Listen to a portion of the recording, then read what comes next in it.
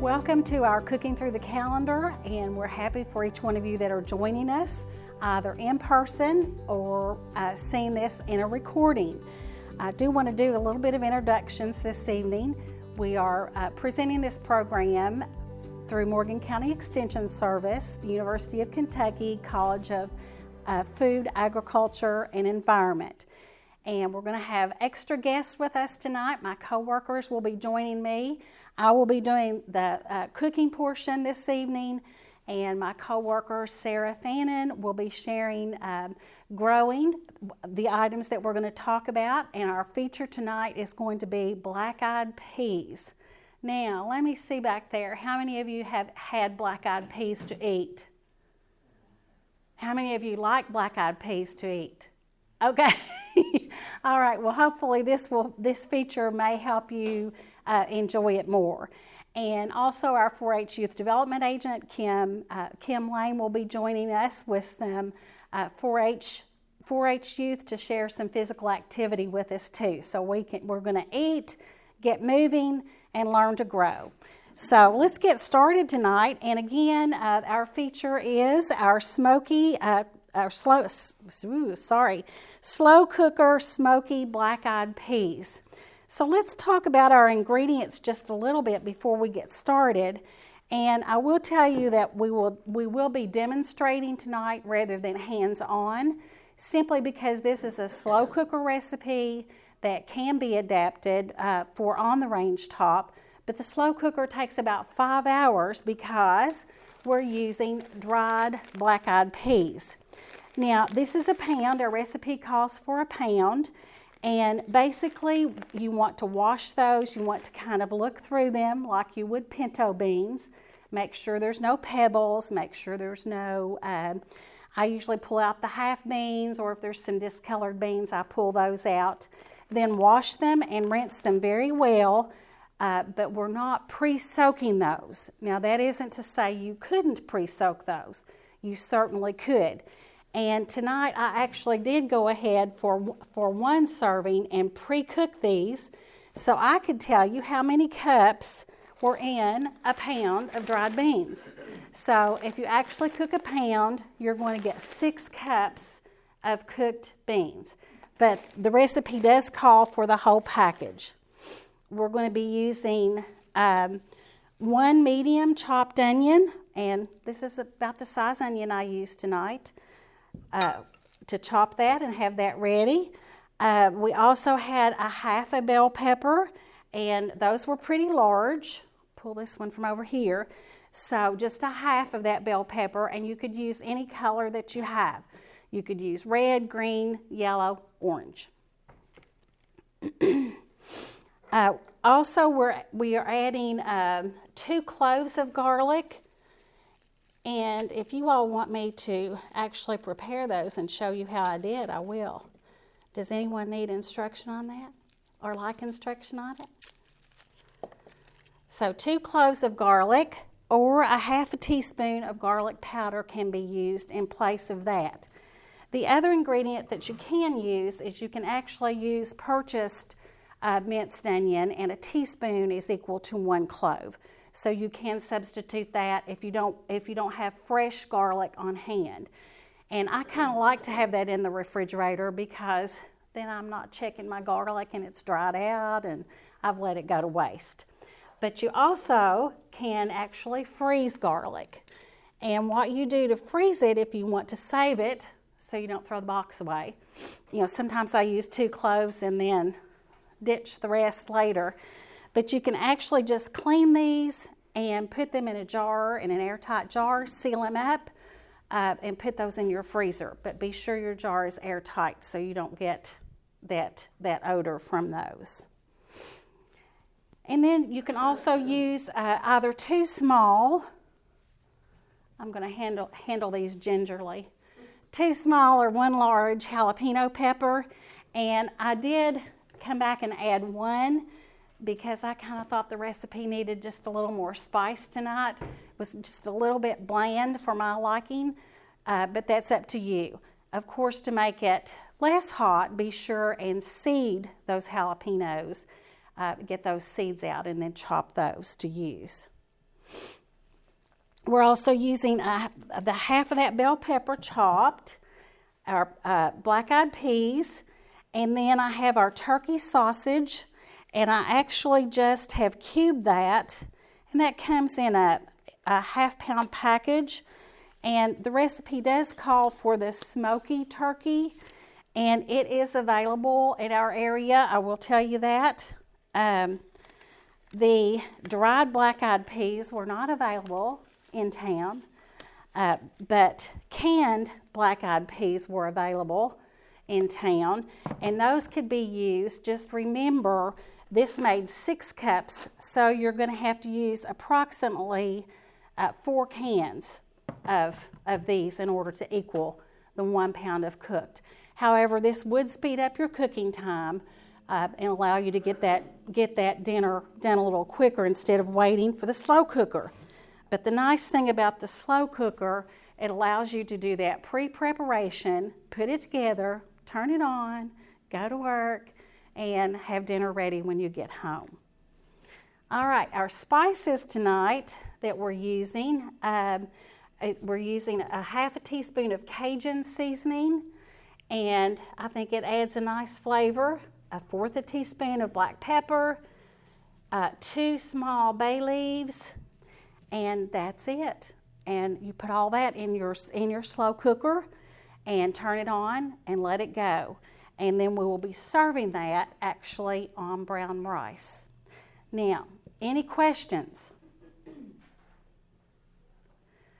Okay, we'll take a look at what the recipe actually looks like in just a minute, and you'll get to see that. I will tell you, not positive that mine looks quite like the photograph, but hopefully it will be tasty and you will enjoy it.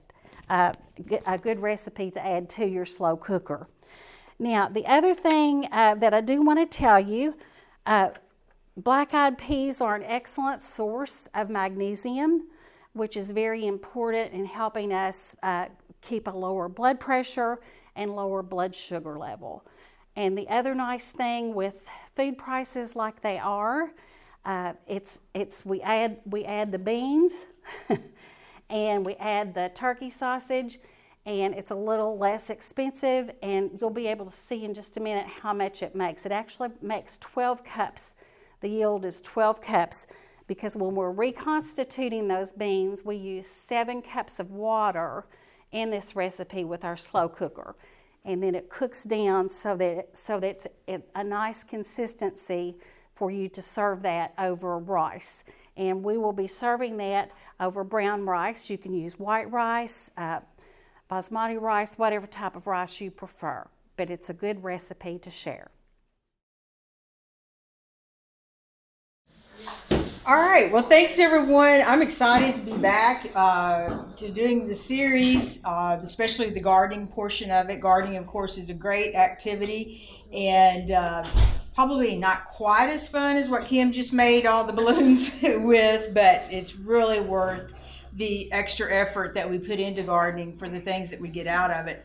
Just a couple of announcements right off the bat. We have just released our plant order form here at the Extension Office. This is a very popular event, and it's a service that we're tickled to be able to provide to the community. We are able to offer strawberries, blackberries, blueberries, raspberries, asparagus, and the best candy onions, hands down. I've got some nods going on back here. Yes, they are wonderful. And so these varieties that we're able to offer are ones that do well in our area. And sometimes if we're buying from a big box store or so forth, we can't get that. So if you're interested in this, we encourage you to pick up a form or call the Extension Office here, 743-3292. And Angie Ferguson, our staff assistant, will be more than glad to help you with this plant process, the order form. I think last year we had over 150 orders, and it's a really, really good thing. And so we hope that you participate in that. And then we will also be having some follow-up classes on small fruit production and how to be able to grow these things. Also, another thing that I want to bring to your attention is a free publication that you can receive here at the Extension office. It is a very popular one. It's our home vegetable gardening guide in Kentucky. And if you are gardening, if you are brand new to gardening, this is a great book to start with. If you have been gardening for many, many years, this is a great one to be able to look at some of the techniques that you've been using, look at some different ways, how that we can garden for 3 seasons out of the year rather than just our standard 1 season that we're sometimes used to. Also, how to grow more with less space. There's a great section in here on raised beds, container gardening, how to compost, how to extend our growing season, different diseases that we deal with in Kentucky in our gardens, and how to choose a site and plan your garden and so forth. So I highly recommend this book here. Once again, free here at the Extension office. Contact us at 743-3292, and we will be more than glad for you to stop in and pick it up or drop it in the mail to you. So also, just start off, we will be on page 48 of our gardening guide. In the recipe tonight, Nellie was using black-eyed peas, and so they're often called, we know them as black-eyed peas around here, but you're also going to hear them called as cow peas, crowder peas, field pea, but they're pretty much interchangeable, and they're all legumes. It's the same name pretty much. Not only are they grown in the United States, but there's a form of these all throughout the world, actually. So, and even though they have the name pea in the name, they are actually a bean. Both are still members of the legume family, which if it's a legume, it in of itself, the plant in of itself, is going to help fix nitrogen in your soil.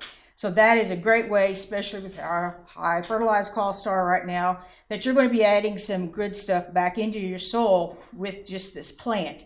And the plant's going to be providing its own fertilizer. You're not going to have to put as much on this crop as you would some of your other crops. So that's a great thing to have. Southern peas or the black-eyed peas, they are grown in the South. A lot of our Southern cuisine uses these types of peas, but California is the state that grows the most of these peas. The reason being is they really like a drier growing season, and they also take a very long time to grow. These are about 100-day plant, from 100 days from the day that you plant them to the day that you'll actually have your first fruit set or your first fruit picking. So if you don't have a whole lot of garden space to give to these, because it will take so long, that's one reason I think we don't grow as many of them around here. So, but they're fun, they're interesting, they became a very long pod, and because they are a green bean, you can pick them at the stage before that long pod starts doing the indentation of the seeds inside. That is the perfect stage to pick them and fix them like you would green beans, because like I said, they really are a bean, even though they are titled a pea. So it's just something new and different. If you're doing this with kids and you want them to be exposed to the diversity of the things that we're growing in a garden, that would be a good one to start with. So, but with these, we want soil that drains really well. It can be marginal soil because, like I said, they don't have as much of fertilizer requirements, and they're producing their own nitrogen. So they're almost self-fertilizing in that way. And make sure that it's not in a shady area. They need that open space to be able to go. And they will need some type of trellis. Even the determinate or the short ones, the bush varieties, still get to a great height. So if you can do some type of stringing for a trellis, it'll make the picking a lot easier. It'll keep the fruit a lot cleaner. And if they're not laying on the ground, they're not going to be in contact with soil. And of course, we know that soil is where most of our diseases are. And so if you can get them, or tomatoes or cucumbers, any of the things that we're growing in the garden, if you can get them up off the soil, your chances of disease is less, and you're going to have better air movement, and so that's going to help too, drying those things out so that we don't have that disease situation starting. So that's just kind of a little bit about the southern pea, or the black-eyed pea, or cow pea, whatever you want to call it. We just know that it can taste good, and that it's a great staple to have in our pantries. If you choose to go ahead and then let your pod continue to grow beyond that fresh green bean stage, just let that pod dry on the vine till it gets to a solid tan, and then you're able to pick that pea or those pods and dry those, and you'll end up with the peas in the bag that Nellie showed you. Be perfect to keep in your pantry over the winter and pull out any time that you need that. So, all right, so that's just a little bit about growing black-eyed peas. So it's January with weather like we had today. You can't help but start thinking about gardening. It gets in your blood. Of course, when the stove starts flying tomorrow night, you're like, yeah. So we all get a little anxious. But speaking of being anxious and peas, February 14th is coming up. And it was always a tradition on February 14th that my grandfather would plant peas for my grandmother on February 14th. Little early? Yeah. Did they always make it? No. But it's just that idea and that hope that spring is coming. And we have actually had some very successful pea crops that started that early. Now, if the ground's frozen, no, it's not going to happen. But it's just nice. Even put them in a container on your porch, and just watching for those first signs of green is good for the mind and the soul, and when you get to eat them later, for the body. So just a little thought on that. I also want to talk about with seeds and doing your planning for the garden this year. As we all know, like with everything else, the seed costs have went up tremendously. So if you have any seeds left over, we want to use those. But we do need to test them to make sure. You don't want to go through all the effort of getting the seed in the ground and then have a poor stand. So what I advise folks to do is to get your seeds. And in the fall, think about what we do in the fall to be able to save seed. We want to dry our seeds in the fall. We want to keep them in the dark, and we want to keep them in a cold, cool place, whether that be in a mason jar in our deep freezer, a Ziploc bag in the refrigerator, or in the warm house or the cellar, wherever. But they need to go in a dry, dark, cool place. So for wanting spring, or for wanting our seeds to grow in the spring, we need to reverse those conditions. And so we're going to introduce them to a wet environment. We, of course, are going to introduce them to light and to warmth. Those are the three things that seeds have to be able to sprout. So to test the germination of your seeds, get just a paper towel. And get that paper towel almost dripping wet, but a lot of moisture in it. Lay about 15 to 20 seeds. If you don't have that many to spare, only do maybe 10 seeds. Lay those seeds in your paper towel, roll it up, and then lay it in your windowsill or wherever it can get some sunshine or light and some good warmth. And so leave it there for about a week to 10 days. If that paper towel is drying out on you, moisten that paper towel, and then just unroll it at the end of that time. And all of your seeds should have either, they should be swollen some, or you should go ahead and see the growing tip of that seed emerging. So say you do that and you open up your paper towel and there's only 5 of your 10 seeds that have just swollen. They're not even showing the green tips. That is not a very good germination rate, and you're setting yourself up for failure if you're using those seeds. However, you can try to compensate for that by doubling or tripling the amount of seed that you would be putting out and overcome that adversity. So, but it's just always good to test your seed to make sure that you've got fresh seed. And I love being able to find seed that's been in people's deep freezers or coolers or whatever, and just amazing that the seed banks that we have in the U.S. that are dedicated just to the purpose of keeping our heirloom seeds going, and it's so important.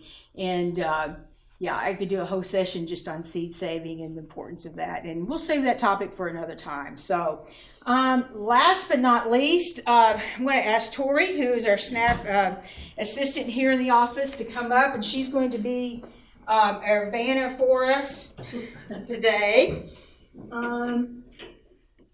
You'll hold this for us before I knock it over. This is a great cedar. A lot of folks, we're used to laying off a row in the garden and then going through, and we're trying to drop our seeds, and sometimes we drop 3, sometimes we drop 10, and then we're back to 2. So if we have long rows, I highly recommend one of these cedars. I can remember the day when these cedars only cost around $50 to $60, right, Nellie? And now they have really skyrocketed because of the growing interest in gardening and so forth. Or maybe I'm just getting older too. Maybe that's the reason why. So this one, you can tell, has quite a few miles on it. It's very popular. It's checked out a lot, and you can check this out here from the Extension office if you want to try it out, kick the wheels, so to speak, to see if this is something that you might be interested in using. So very basically, this little hand seeder, this is a fertilizer compartment here, that if you're putting fertilizer down as you see, you can put your fertilizer in here. It comes down into the chute here, into the furrow. So starting at the beginning, this is our little kickstand. So we'll up our kickstand. Here you can see our little cutting blade. That's what's going to be making our furrow. This chute right here comes down, and our seed is going into this basket here. And depending on what size of wheel that we choose, it'll be so that we can plant different seeds. So for example, you can see this pink one. You know, guess what's went into this one a lot? Corn, yes. There are beans too, but yeah, this one is labeled sweet corn. So this planting wheel goes inside of our seed bin here. That determines the spacing in between our seeds. And as we roll this along the soil, you hear that click, and your seed's going to drop out. The little chain then comes behind and covers it over. So just a little quick thing that I wanted to show folks that may not be familiar with. And like I said, if you want to try it out, give us a call here at the Extension office, and we'll be glad to set you up with one of those. So happy gardening. If you have any questions, give us a call. We really appreciate you all being here. Okay, guys, we're going to recap and then close out and feed you samples, okay? Okay, let's make sure I have everything here ready. Sorry. Okay, we're going to recap here, and thanks Sarah and thanks to Kim for sharing with us. We have a great team here with us, and thanks Tori. She's our right-hand gal, and some days our head too. So we're happy to have Tori on board, and Miss Angie to keep the wheel going. She's our hub. So this evening I want to just recap here and show you how I prepare the slow cooker and just a few safety tips for you. The slow cooker is a wonderful tool for busy people, and all of us are busy people no matter what age. We have things that we like to do, things we have to do, but ultimately we still need to feed people. So just a few reminders: always start with a clean slow cooker.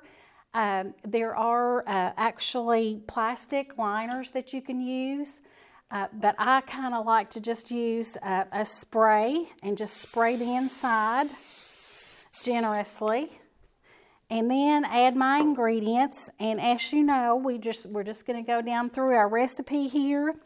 We have our 1 medium chopped onion. I had those uncovered. Okay, we're going to just dump that in. This is how easy this goes together. So you could actually prepare ahead in the evening your ingredients after dinner and have those ready to go in the slow cooker in the morning. 2 cloves of minced garlic, plus a little.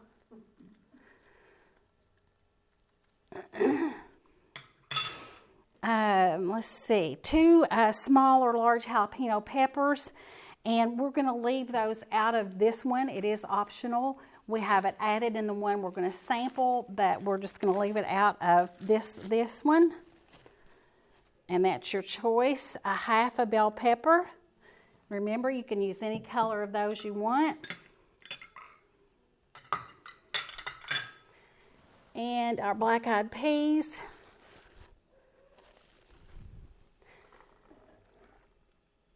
That makes a whole lot, that pound. 6 cups of black-eyed peas. A package of our smoked turkey sausage, and we just cubed this to use.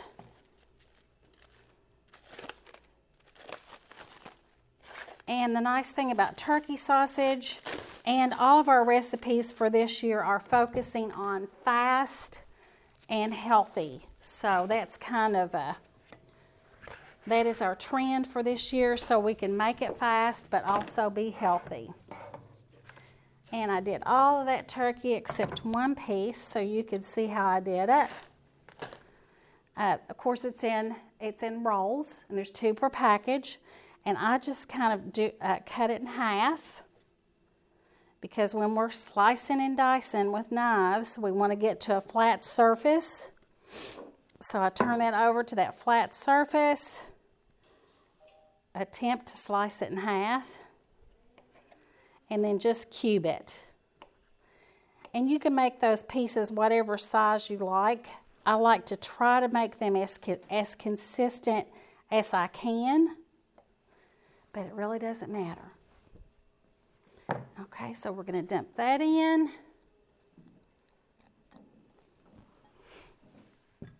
And then we're going to put in our half teaspoon of Cajun spice.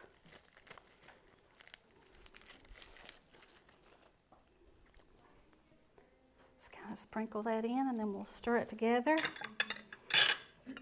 1/4 teaspoon of black pepper.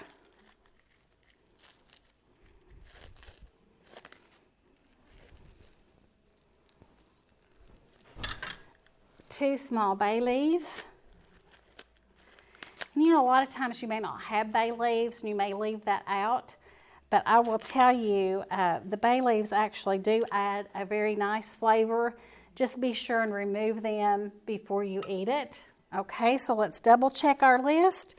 We have our onion, bell pepper, garlic, black-eyed peas, turkey sausage, Cajun, black pepper, bay leaves, and then our water. And we already had this measured out.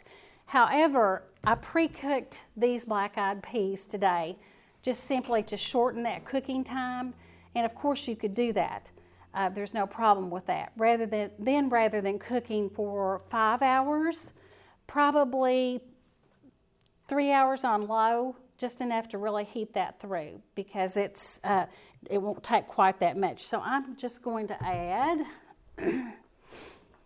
since I reconstituted those beans ahead of time, I'm going to add 2 cups, and then I will check that during the cooking.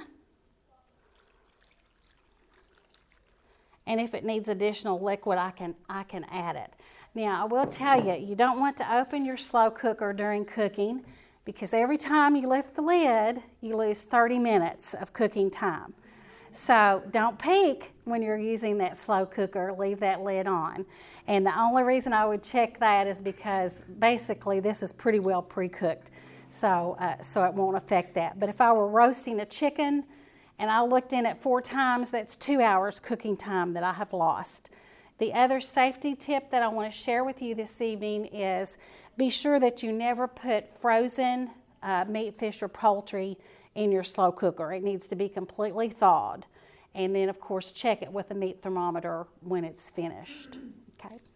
All right, well, I hope that you all will actually try this recipe, sample it, and enjoy it. And we're happy to be back with you with Cooking Through the Calendar. And don't forget to join us next month if you want to join with us live. It is February 21st, 5 o'clock here at Morgan County Extension Service. So again, thanks to my co-workers and helpers this evening. And I'm Nellie Buchanan, Morgan County Extension Agent for Family and Consumer Sciences for the University of Kentucky College of Agriculture, Food, and Environment.